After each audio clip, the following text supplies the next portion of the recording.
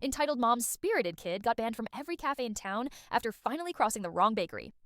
So I, 29F, work at a small neighborhood cafe.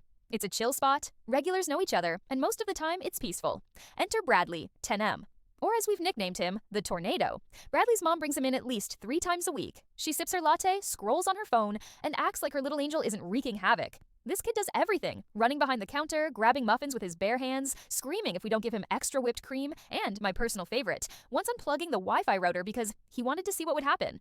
We tried gentle correction. We tried polite requests to the mom. Her response? He's just spirited. Boys will be boys. Meanwhile, he's knocking sugar packets on the floor and stomping on them like confetti. The breaking point came last month. We had just put out a fresh case of pastries for the morning rush. Beautiful croissants, danishes, everything.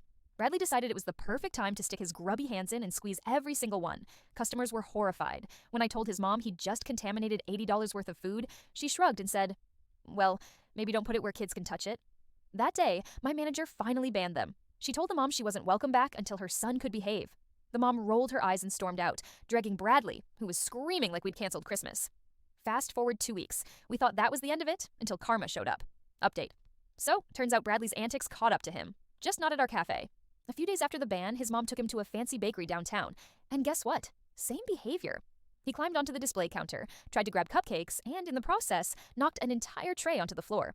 When staff confronted the mom, she pulled the same "boys will be boys" line. But here's the difference. That bakery had cameras and apparently a zero-tolerance policy. They kicked her out on the spot and banned her permanently. Word travels fast in our little city. Now almost every cafe and bakery knows about the Tornado and his enabling mom. The cherry on top? A regular came in last week and said she saw Bradley at a local community event. He tried his usual meltdown routine at a face painting booth, and another parent straight up told his mom, "You've got to control your kid. He's ruining it for everyone else." And for once, she had no comeback, just turned red and left. Justice might not always be swift, but watching the legend of the Tornado finally catch up to him, absolutely delicious.